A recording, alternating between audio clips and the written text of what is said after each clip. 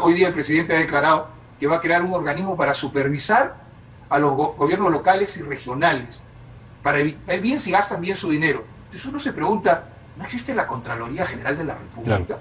Me parece que es más parte del floro político de decirle, tú me perjudicas en esto, yo te perjudico en lo otro. Vas a ver, te voy a poner gente que te va a... Y sí. Por ejemplo, el general Arriol es un oficial que ha dedicado su vida a la DECOTE, es un excelente oficial, y sería muy sospechoso y perjudicial que lo removieran. Lo removieran. Entonces sí. Me hace acordar muchísimo el discurso de victimización de Toledo, que le fue útil algunos meses y ya sabemos cómo terminó.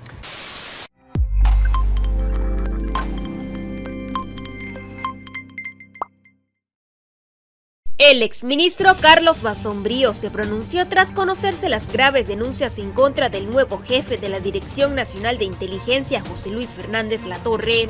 Ya parece que a los postulantes a los cargos no les piden currículo, sino prontuario, el nombramiento de escándalo del día, y nada menos que a la Dirección Nacional de Inteligencia.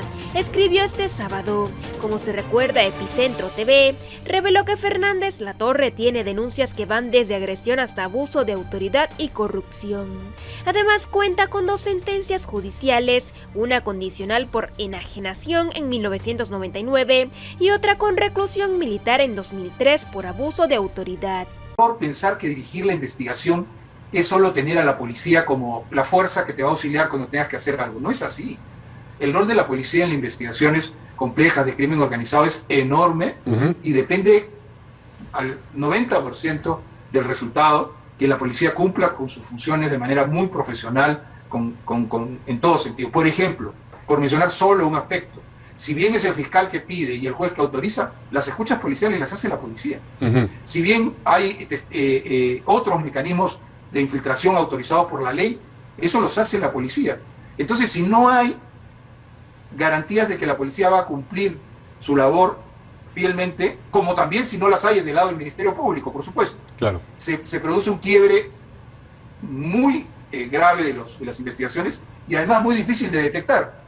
Entonces yo creo que el principal elemento hoy, y hay que estar muy atentos, es si la nueva gestión en el Ministerio de la Policía, pues creo que el ministro más o menos está al margen de esas decisiones, no se ve una persona que esté tomando decisiones importantes allí, es si mantienen al general Arriol en la DECOTE, si mantienen al jefe de la DIAC, si mantienen al equipo y al jefe de la lavado de activos, porque cambios ahí serían muy sensibles en la línea de entenderse como en el sentido que he mencionado, ¿no? Y tendría que ser cambios que el nuevo director, el nuevo comandante general, el señor Gallardo, no solamente aprobase, sino impulsaría.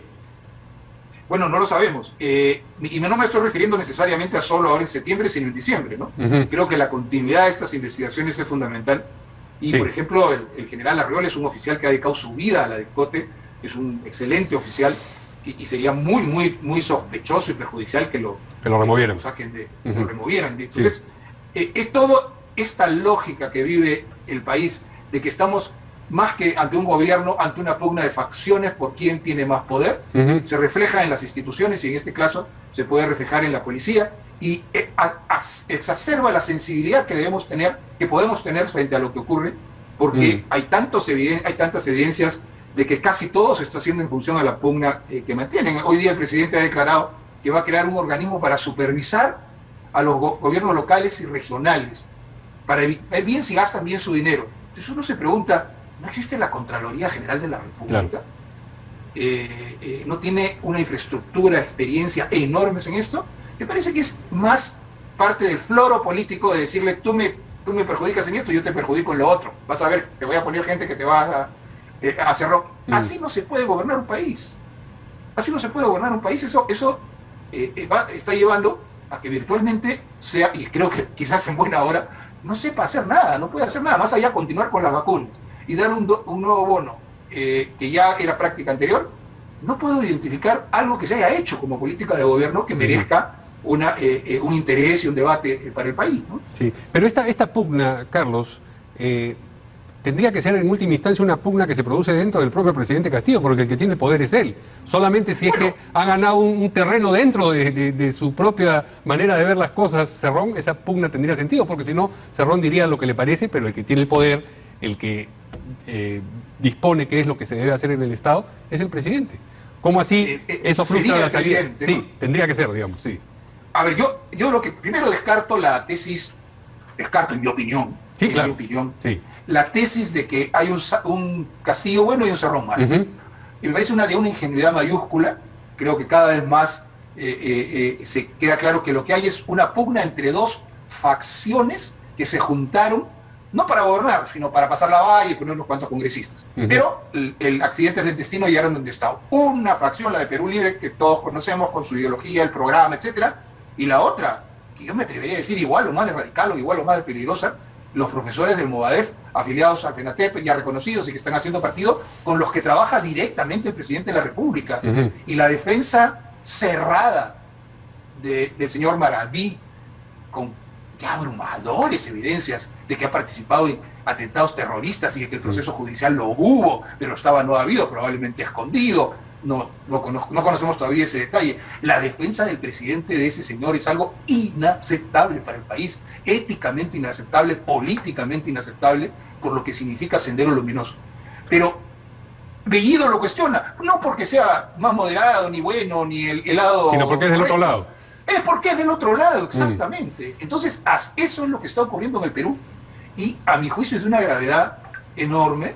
Está, como digo, de repente no es una mala noticia esa, debilitando profundamente al gobierno, en el sentido de ver un gobierno donde, bueno, pues tanto dijeron que no era cierto lo que uno denunció en su momento del Movadef. Creo que, bueno, ya más demostrado no puede estar, ¿no? Entonces, creo que el peligro es de esas dos facciones, y subordinados, por supuesto, los otros grupos de la izquierda que han escogido ser cola de esta comparsa más que cola, ¿no?